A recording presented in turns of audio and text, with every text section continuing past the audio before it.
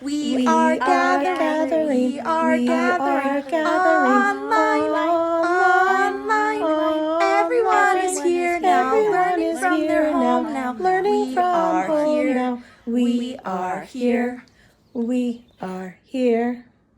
Again. We are gathering, we are gathering online. Everyone is here now, learning from home now. We are here, we are here. I can bring out a poem's meaning by performing it. Welcome back, avid poetry readers. What a beautiful day to read. I am so excited. I hope that you have surrounded yourself with words. Today, we're going to review what avid poetry readers do. Right here. Avid poetry readers, 1, read the words. 2, think about the poem. And 3, match the beat of the poem. Now, not all poems rhyme. They don't rhyme all the time. And they don't like to eat lemon lime. Wait a minute. I think I just rhymed there. I think I was trying to be a poet and I didn't even know it. Hold on. Let me get my head on straight. Okay. So, poems don't always have to rhyme, but they can. And they're fun when they do, and they're fun when they don't. Poems don't even have to have complete sentences. What poems are a collection of words, thoughts, and feelings that can be funny and silly and sad. They make you laugh and make you cry. They can do all sorts of things because they're words, and words, boys and girls, are so powerful. One of my favorite poets is Shel Silverstein. He wrote many books, but among those books are these. One of my favorite authors, poets, is called Shel Silverstein, and he wrote these books, A Light in the Attic and Where the Sidewalk Ends. I love these books because they help me fall in love with poems. He has a way to make you laugh and also touch your heart, and that's really important to me. So I'm going to share 2 of his poems with you. And remember, when we read poems, we want to read the title because the title gives us clues as to what the poems will be about. The first poem I'm going to share with you is called The Sitter. Have any of you ever had a babysitter? What do you do with the babysitter? Or rather, what does the babysitter do with you? Do you guys play games together? Maybe you guys had a meal together, a snack. Maybe your babysitter helped you get ready for bed. Those are all normal things that babysitters do. But Shel Silverstein wrote a poem right here called The Sitter. It's about a babysitter, but it's not a babysitter that you may have ever experienced. Are you ready to read the words with me? Here we go. The Sitter. Mrs. McTwitter, the babysitter. I think she's a little bit crazy. She thinks the babysitter's supposed to sit on the baby. Have you ever been sat on by your babysitter? Oh my goodness, you would be flat like a pancake. Isn't that funny? Let's read it one more time. The Sitter. Mrs. McTwitter, the babysitter. I think she's a little bit crazy. She thinks the babysitter's supposed to sit on the baby. I think that's so cute and funny. I'm so glad that that's not what babysitters typically do. But do you see how fun that is? This isn't really a long poem, but it doesn't have to be long. Here's another poem by Shel Silverstein. This one's called Something's Missing.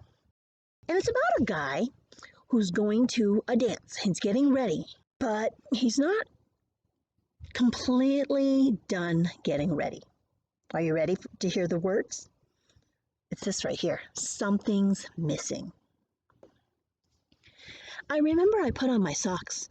I remember I put on my shoes. I remember I put on my tie that was painted in beautiful purples and blues. I remember I put on my coat to look perfectly grand at the dance, yet I feel there's something I may have forgot. What is it? What is it? What is it? It's you imagine forgetting to put on your pants when you went outside? Oh boy. And that's so much fun. That's what poetry can do. That's what poems can do. You get to act out a poem. Boys and girls, you're going to get your turn to act out and perform these poems. So that way you can show that you understand the meaning of them. We have Twinkle, Twinkle, Little Star. We have Mary Had a Little Lamb. I'm a Little Teapot, Humpty Dumpty, and Jack and Jill. Now, before you choose to record a video of yourself performing these songs, I want you to really think about what the poems are about. Let's talk about Jack and Jill here. Well, the title tells us it's about maybe a little boy and a little girl. One's named Jack and one's named Jill. Let's read it together. Jack and Jill went up a hill to fetch a pail of water. Jack fell down and broke his crown, and Jill came tumbling after. Jack and Jill are going up a hill to fetch a pail of water. Wait a minute, fetch? What does that mean?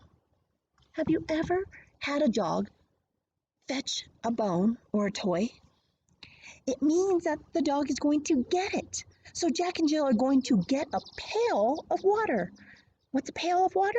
It's a bucket full of water. Maybe there's that well at the top of the hill. I'm imagining that the hill's rather steep, so that when Jack and Jill are going up the hill, Jack fell down, bam, and broke his crown. What? Crown is his head, right here. Think about the kings and the queens when they wear crowns on their heads. This is the crown, and that's what Jack broke. So Jack fell down and broke his crown, and then Jill came tumbling after. Who knew this poem was so violent? But there you go. Just like any of the other poems here, I want you to think about it. And when you record yourself acting it out, you'll better understand what is going on in the story. We have Humpty Dumpty, who is sitting on a wall. We have Twinkle, Twinkle, Little Star. Maybe it's a person that's laying down outside, staring up into the night sky, talking and sharing his or her wondering with the stars. And then there's a little girl, Mary, and she had a little lamb. And we have a story of a little teapot, and it's telling you about itself.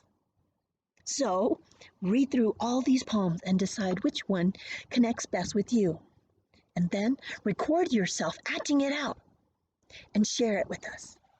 Avid poetry readers: 1. Read the words. 2. Think about the poem. And 3. Match the beat of the poem. I'm now going to perform one of my favorite poems, Hug-a-War, with the help of my sons. Hug-a-War. I will not play at tug-a-war. I'd rather play at Hug-a-War, where everyone hugs instead of tugs, and everyone giggles and rolls on the rug.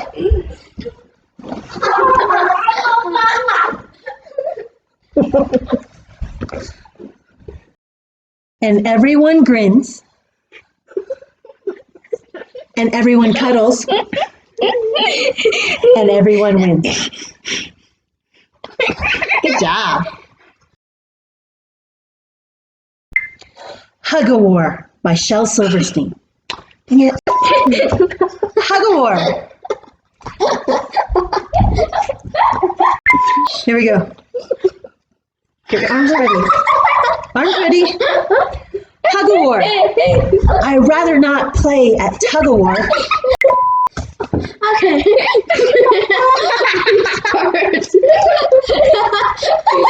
Okay. Hug-a-War. I'd rather not play at... I'm trying my best. Yeah, but mine just... Come on, guys, ready? You got it?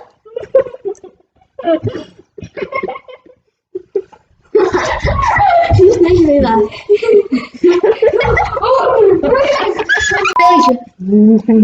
Hello. All right, ready? Wait.